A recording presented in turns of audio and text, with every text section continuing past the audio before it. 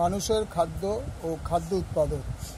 অষ্টম শ্রেণীর পরিবেশ ও বিজ্ঞান অধ্যায় প্রাণীজ খাদ্য চাষের বিভিন্ন পদ্ধতি।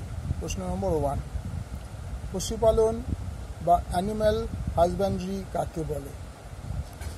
প্রাণীজাত খাবার নিয়মিত আর যথেষ্ট পরিমাণে পেতে গেলে সেই সব প্রাণীদের যত্নের সঙ্গে প্রতিপালন করা দরকার, আর সেই সঙ্গে দরকার তাদের প্রজননের সুব্যবস্থা করা। এটাই হলো পশুপালন বা অ্যানিম্যাল হাজব্যান্ডারি। 2 নম্বর প্রশ্ন হচ্ছে, মৌমাছিদের কাছ থেকে আমরা কি কি পাই? মৌমাছিদের কাছ থেকে আমরা মোম ও মধু পেয়ে থাকি। প্রশ্ন নম্বর 3, এটা একটা শূন্যস্থান পূরণ। মৌমাছিরা ড্যাশ জীব? উত্তরটা হবে মৌমাছিরা সমাজবদ্ধ জীব।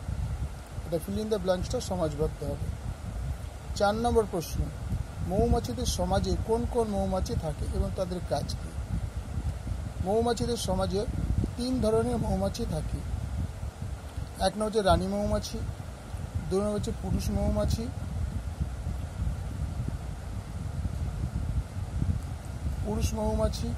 3 নম্বর হচ্ছে শ্রমিক মৌমাছি। রানী মৌমাছি কী কাজ?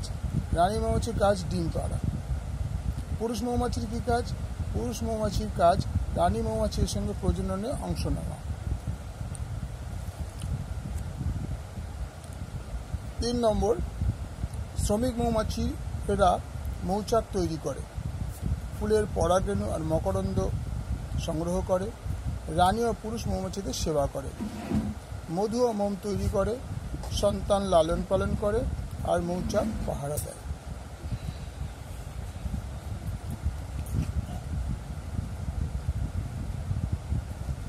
আবার প্রথম থেকে আবার দেখে নিলাম, এটা দেখে নাও।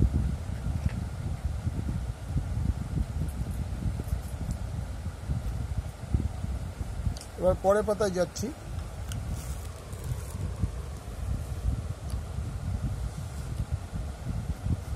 প্রশ্ন নম্বর 5, ড্যাশ মৌমাছিরা ফুল থেকে ড্যাশ সংগ্রহ করে? শূন্যস্থান হচ্ছে শ্রমিক মৌমাছিরা ফুল থেকে মকরন্দ সংগ্রহ করে। প্রশ্ন নম্বর 6, মোম গ্রন্থি কোথায় পাওয়া যায়? শ্রমিক মৌমাছিদের পেটের থলিতে মোম গ্রন্থি থাকে। 7 নম্বর প্রশ্ন, মৌমাছিরা মৌচাক ও মধু কীভাবে তৈরি করে? প্রথমে যে মৌচাক কীভাবে তৈরি করে সেটা বলছি। শ্রমিক মৌমাছিদের পেটে অনেক থলিতে থাকে মোম গ্রন্থি। এই মোম গ্রন্থি ক্ষরণ দিয়ে তারা মৌচাক তৈরি করে। প্রতিটি মৌচাকে অসংখ্য ক্ষুদ্র ষড়ভুজাকৃতি প্রকোষ্ঠ থাকে। বলছে মধু কীভাবে তৈরি? শ্রমিক মৌমাছিরা ফুল থেকে মকরন্দ সংগ্রহ করে।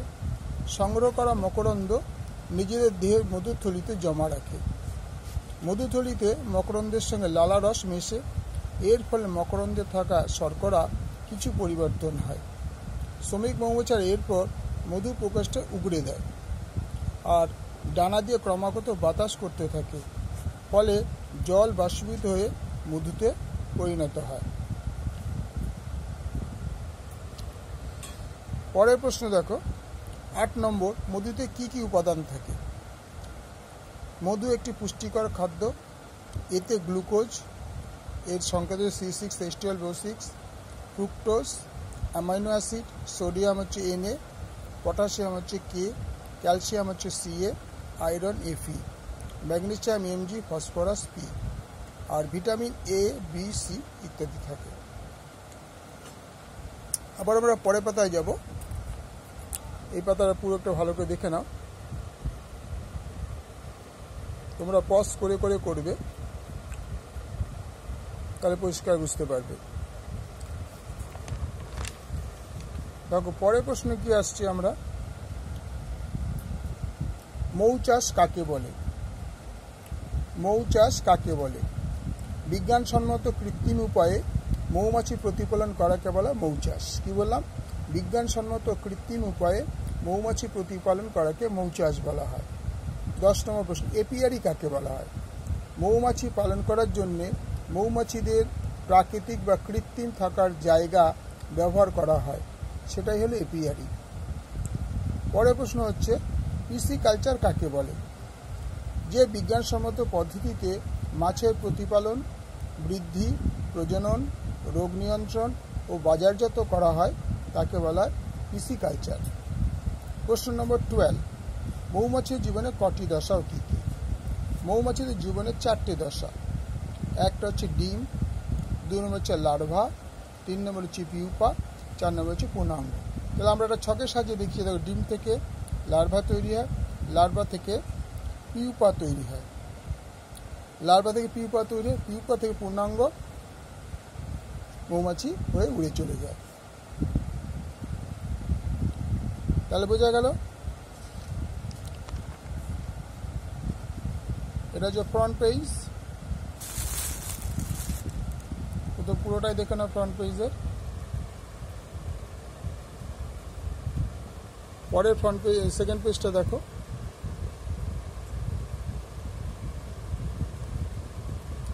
তারপরে দেখো লাস্ট পেজ।